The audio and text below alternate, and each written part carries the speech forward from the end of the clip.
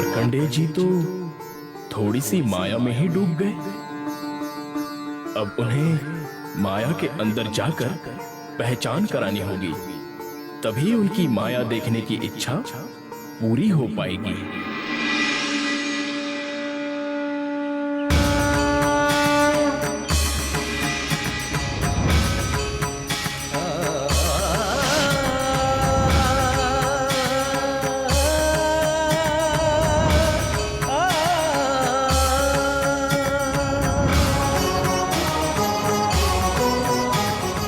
भिक्षाम देहि, भिक्षाम देहि, भिक्षाम देहि। साधु को भी इसी समय आना था। अब क्या करूं? पहले इसे भिक्षा देकर विदा करना होगा।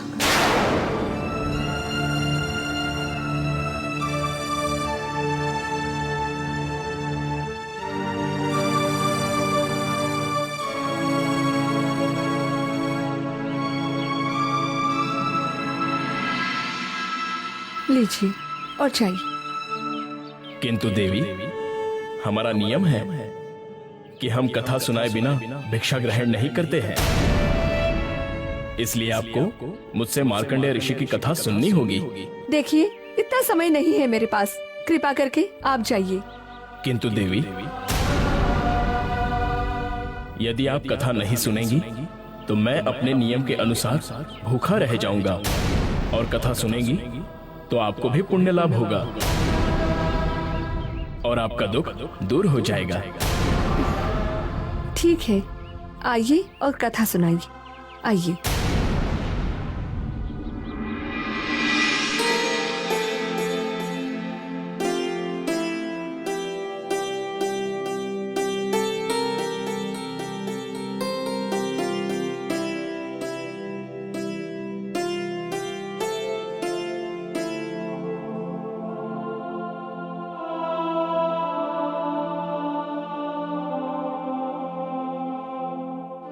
हे देवी, बहुत समय पहले की बात है। मार्कंडेय नाम के एक ऋषि थे जिन्होंने लंबे समय तक घोर तपस्या की। इसके फलस्वरूप भगवान नारायण ने प्रसन्न होकर उन्हें दर्शन दिया और उनसे वर मांगने को कहा। तब उन्होंने कहा कि मुझे माया का स्वरूप दिखाइए, किंतु अपने चरणों से भी दूर न करें। तब मार्कंडेय जी नारायण भगवान का पूजन करने के लिए चंदन घिसने लगे। इतने में नारायण भगवान ने उन पर माया का आवरण डाल दिया। वे स्वयं को एक स्त्री के रूप में नदी में बहते हुए देखने लगे और फिर एक धोबी से उनका विवाह हो गया। ये तो मेरी ही कहानी सुना रहे हैं। और जब वो माया से दुखी हो गई, तब स्वयं नारायण भगवान उन्हें माया से निकालने साधु का रूप धारण करके आए।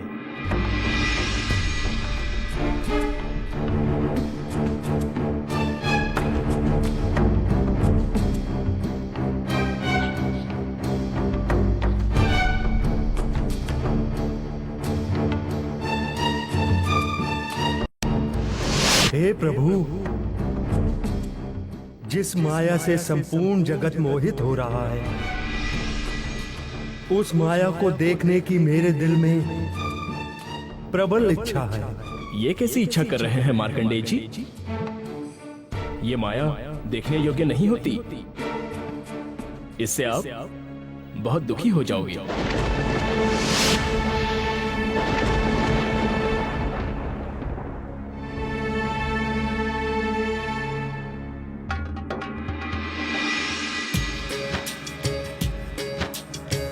जिस माया को हठे सहित की देखने की चाह,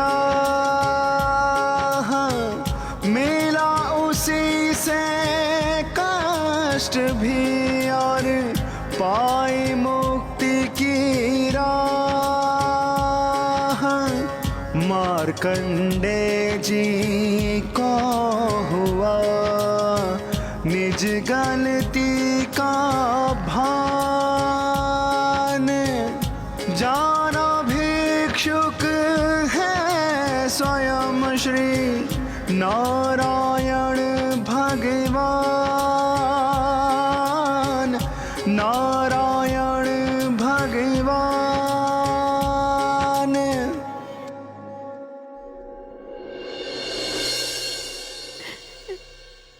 हे प्रभु, मुझे इस माया से निकालिए। मुझे पहचान हो गई है कि मैं ही मार्कंडेय ऋषि हूँ और आप नारायण भगवान हैं। मेरी ही बत्ती मारी गई थी कि मैंने माया देखने की हट की। अब कृपा कर मुझे इस माया से मुक्त कर दीजिए प्रभु, मुक्त कर दीजिए।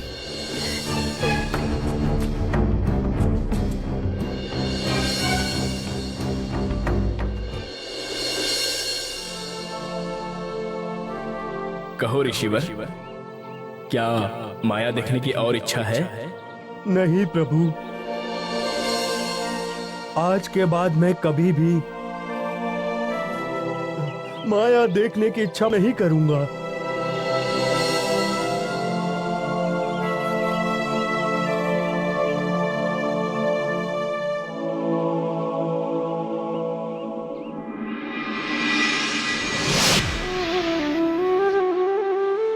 हे सेठ जी, जिस प्रकार मार्कंडेय जी ने भगवान नारायण से माया देखने की इच्छा की थी, उसी प्रकार अनादि परम धाम में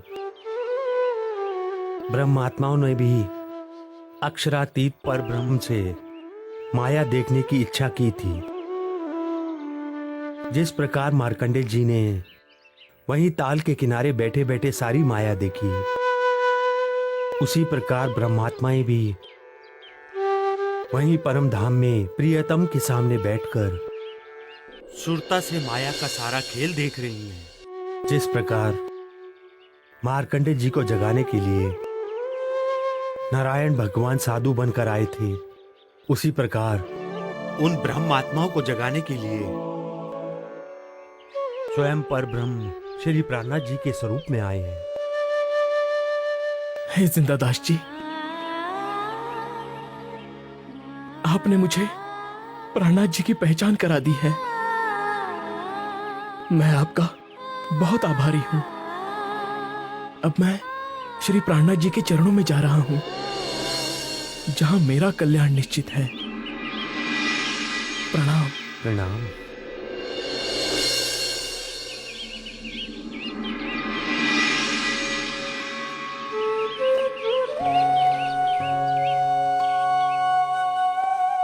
प्रणाम प्राणनाथ जी। प्रणाम।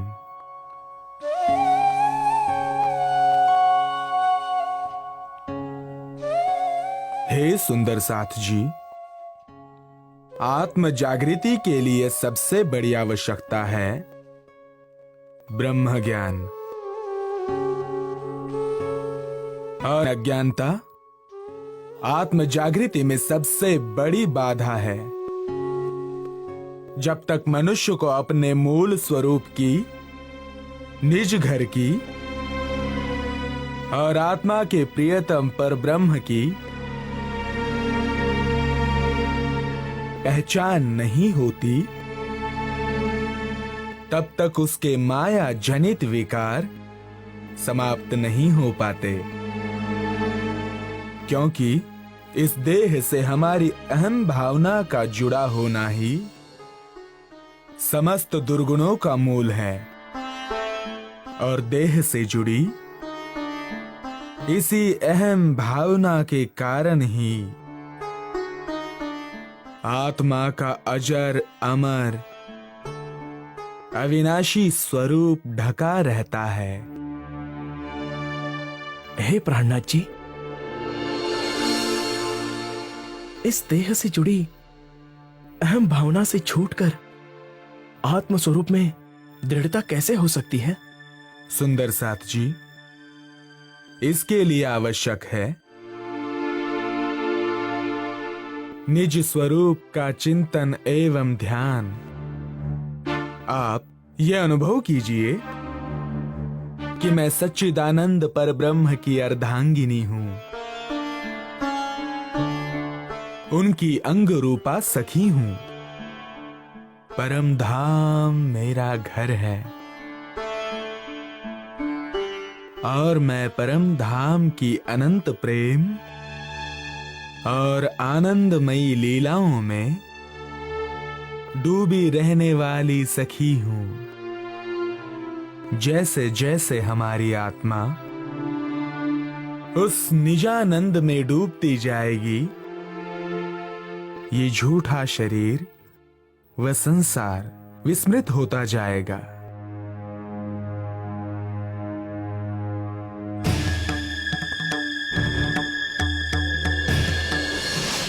इन विध साथ जिजागिए,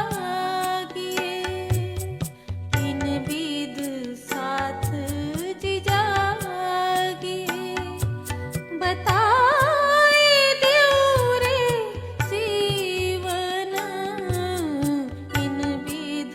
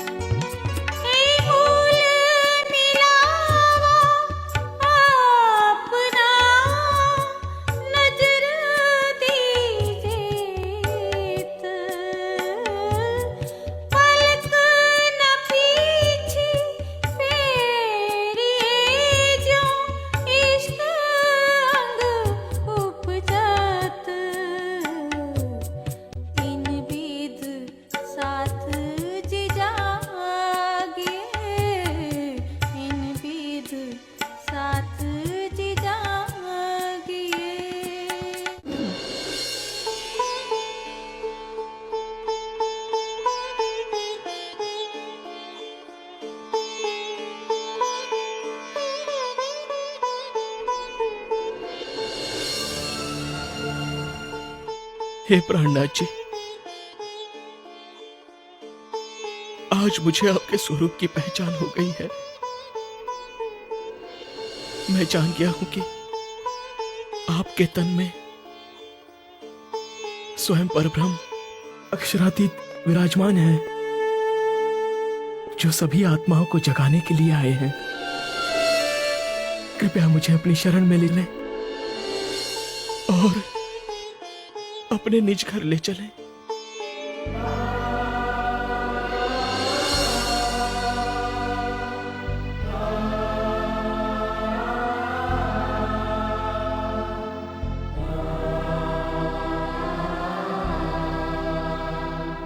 लक्ष्मण जी, इस मायावी जगत का खेल देखने परम धाम से आप अकेले नहीं आए हैं। इसलिए जब तक सभी आत्माएं जागृत नहीं हो जाती, तब तक परम धाम कोई अकेले नहीं जा सकता। उन सभी आत्माओं को खोजकर तारतम्य ज्ञान के द्वारा उनके निज स्वरूप की पहचान करानी होगी। तब सभी आत्माएं जागृत होकर परम धाम जा सकेंगी। लक्ष्मण जी, आपसे तो श्री राज जी महाराज को बहुत सारी सेवाएं लेनी है और आप इतने बड़े ज्ञानी भी हैं। इसलिए मैं चाहता हूं कि आप भी मेरे साथ जागने कार्य के लिए चलें। हे प्राणनाथ जी, ये तो मेरे लिए बहुत ही सौभाग्य की बात होती कि मैं आपके साथ जागने कार्य में चलता, किंतु क्या करूं, व्यापार का जाल इतना फैला हुआ है कि सब कुछ छोड़कर मैं आपके साथ तुरंत नहीं चल सकता। किंतु मैं आपको वचन देता हूं कि मैं शीघ्र ही सब कुछ छोड़कर आपके चरणों में आ जाऊंगा और जब तक घर में रहूंगा तब तक ब्रह्म ज्ञान द्वारा समस्त आत्माओं को जगाने का प्रयास करता रहूंगा।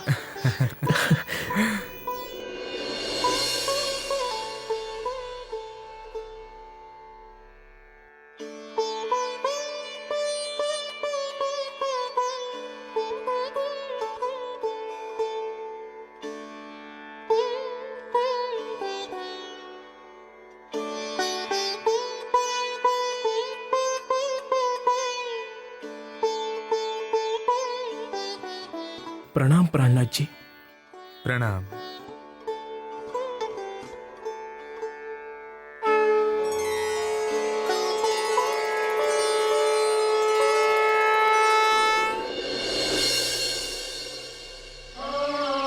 हे सुंदर साथ जी, समुद्र में मौसम अब बिल्कुल ठीक हो गया है और अरब जाने के लिए जहाज भी तैयार है। इसलिए मुझे सुंदर साथ को अरबी लुटेरों के कैद से छुड़ाने के लिए अरब जाना होगा। हे प्राणनाथ जी, ये काम तो हम सुंदर साथ भी कर सकते हैं। इसके लिए आपको अरब जाने की क्या आवश्यकता है? आप यहीं रहकर सुंदर साथ को ब्रह्म ज्ञान का अमृत पिलाइए। हमें अरब जाने की आज्ञा दीजिए। आपकी कृपा से तेज कुंवरी जी एवं अन्य सभी सुंदर साथ को ढूंढकर उन्हें लुटेरों की कैद से रिहा करवाकर हम ले आएंगे। नहीं नाथा भाई, ये कार्य करने के लिए मुझे स्वयं ही जाना होगा। सुंदर साथ को अरबी लुटेरों की कैद से छुड़ाना तो मात्र एक बहाना है। ये तो राज जी का हुक्म है, ताकि वहां भी उन आत्माओं की जागनी हो सके जो अपने निज स्वरूप एवं निज धाम को भूल गई हैं।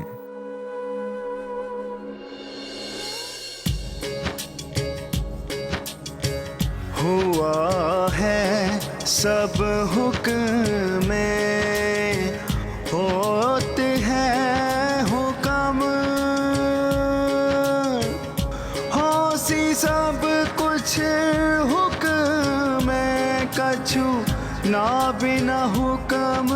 कसम कछु ना बिना हुक्म खसम